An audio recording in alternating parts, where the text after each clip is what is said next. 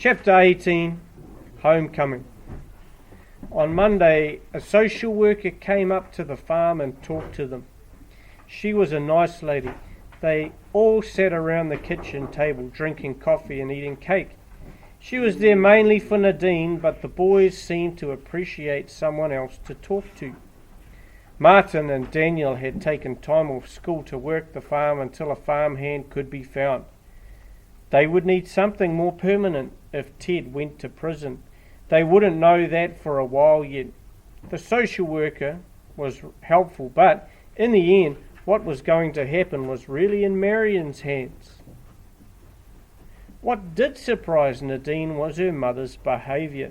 Nadine just assumed that once Marion realised what Ted was really like, she would dump him.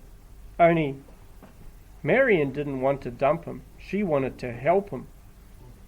No amount of pleading by Nadine and her brothers had been able to dissuade her.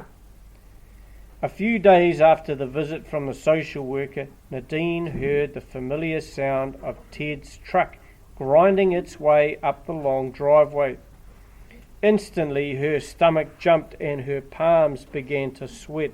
She looked around her room, aware that her dirty washing was still in a pile by the door and that her rubbish bin had not been emptied since last Saturday. Quickly she got up from her desk and began to tidy. Then a thought came to her. She didn't need to be afraid of him any longer. With a small thrill of triumph, Nadine threw her clothes down again and went out of her room.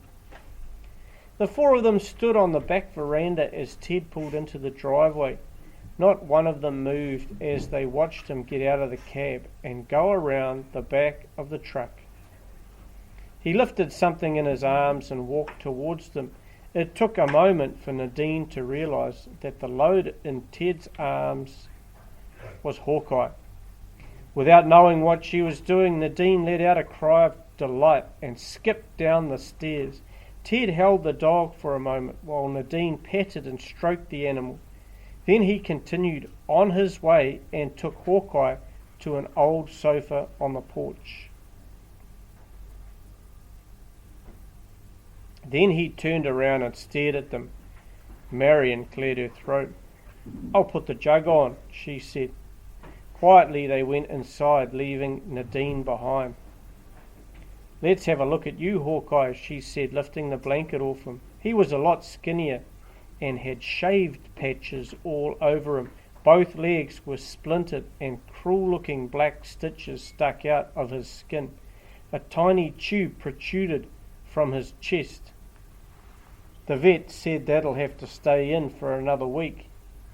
Nadine jumped at the sound of his voice. Ted was leaning on the door frame looking at her. "He'll need a lot of work, taking care of him and that," he added. Nadine stared at him. He looked smaller somehow and greyer. "Thanks," she replied, though what she was thanking him for she didn't know. Hawkeye licked her hand and whimpered, so Nadine turned back to the dog. She spent another few minutes with him before heading inside. "See you soon, boyo." Inside, Ted sat at the table with Marion. Daniel and Martin leant against the cupboards near the sink. Nadine joined the adults. It was weird, but then it had been a strange few days.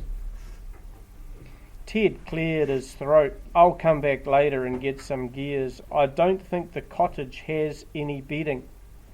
Nadine's heart sank. It looked like he was going to be staying at the labourer's cottage up the road. "What happened to the others?" Martin asked quietly, but with an edge to his voice. Ted shrugged. "Dunno, probably get fined." "Why didn't they all go to jail like—" Nadine's voice trailed off. "Like me?" "No," she answered. "I was going to say like they deserved." "Unlikely," was all Ted said, but Nadine had overheard the officers talking the other night, talking about how none of them would get a prison sentence. For Ted, however, it was a different matter. This time Daniel spoke up. "Why?" Ted wouldn't look him. Instead, he took Marion's hand. It's because I've been in prison before.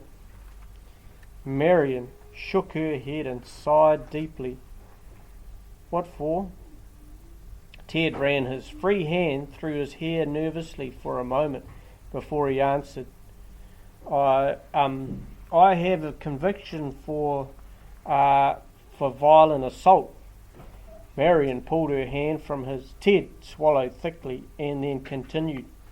And intimidation. None of this surprised Nadine. She and the boys had been experiencing that firsthand. Meantime, here they were, sitting in the kitchen, drinking tea with a man who had made their lives so unhappy. Thankfully, he didn't stay for long. They saw him out to the truck, but just before he got in, he turned to them and cleared his throat. I'm sorry about everything. Then in he hopped, started the truck, backed out of the driveway and drove away.